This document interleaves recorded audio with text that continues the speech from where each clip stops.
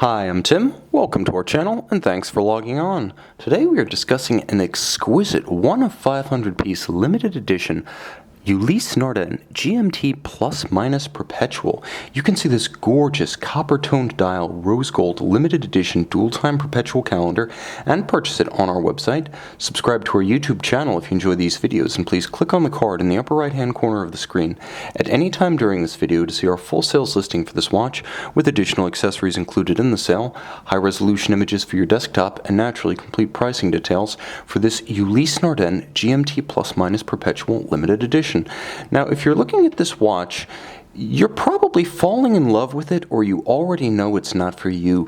Colored gold, especially en masse, is something that tends to polarize audiences for my channel, and I find that you either love the warmth of colored gold, or you find perhaps it's a bit much. I have to say that this watch puts me in an odd place, which is right on the fence, as I can easily imagine myself wearing this watch on a brown leather strap.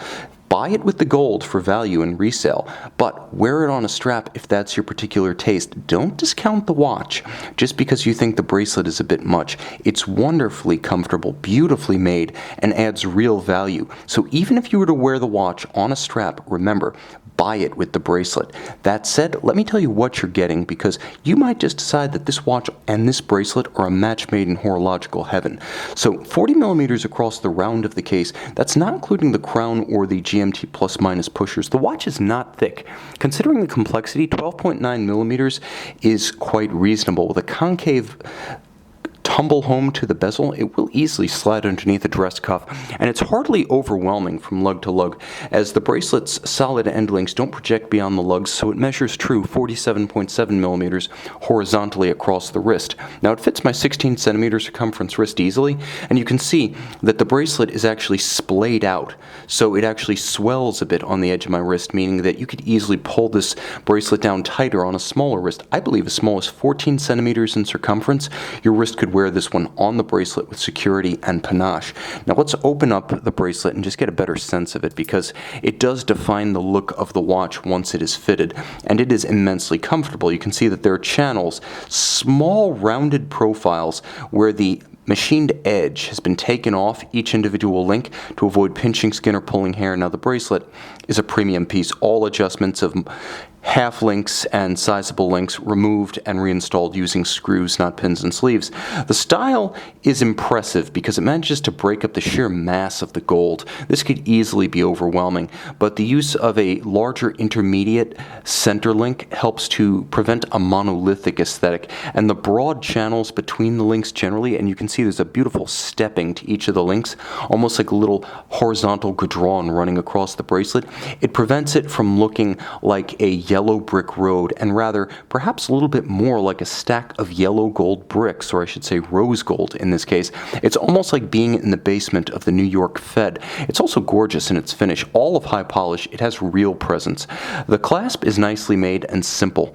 The watch features a curvature to trace the arc of the underside of the wrist, and when you do close it, you'll see it's wonderfully low in profile to avoid desk diving scars. Moving back to the watch itself, you can see that the case and the bracelet are a good match. In tone, yes, but also in the florid style. You can see the lines, the gudrons, the flutings, the crevices, the hollows, and the swells of the bracelet. And then you can see the same on the case itself.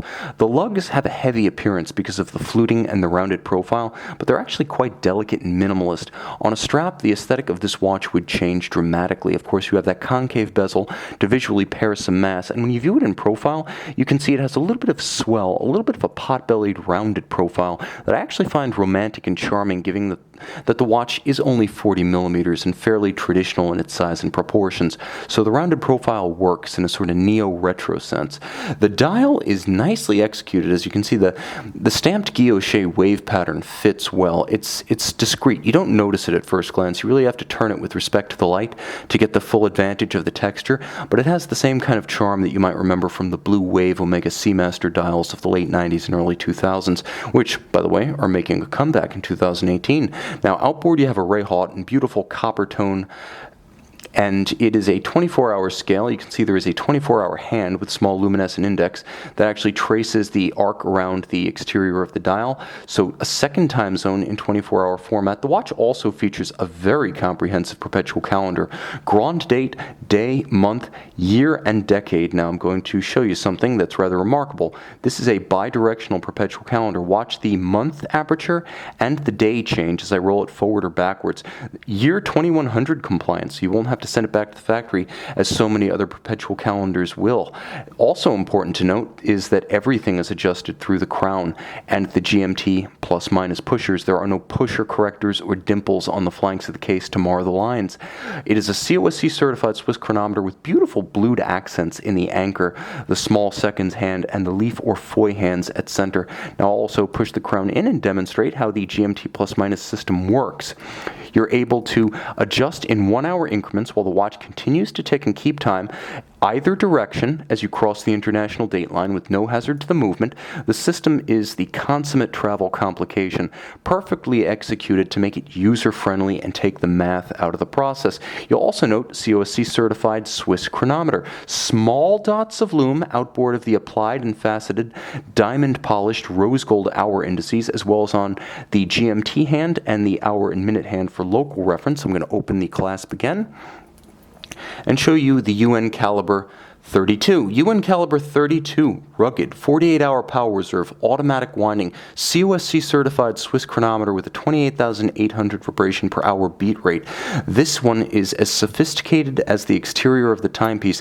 While it is principally machine finished, the choices made with respect to finishing style are outstanding. From the lacquered insert atop the distressed textured white gold winding mass to the kiln-fired true heat-blued screws not dyed, and the use of a circular Côte de Genève with inked recesses for all printing and imagery on the winding bridge itself. This is a beautifully made movement and well worth a display case back. Sophisticated inside and out. Again, I think this is a watch that has two stages to it. It has a subtle stage that would be brought out by the donning of a strap, a brown strap for example, and then the sensational stage, the second rocket booster stage, where the watch goes full Miami Beach on the gold bracelet. Now, I think you could pull this watch off in New York, in Chicago, in Philadelphia on a leather strap. And just to give you a sense of what possibilities lie out there, here's a Daniel Roth Le Sentier in yellow gold with a light brown strap. I feel a similar strap on this watch would absolutely bring out the best and give it a second gear that perhaps the bracelet wouldn't suggest unto itself. You can see and decide for yourself on our website.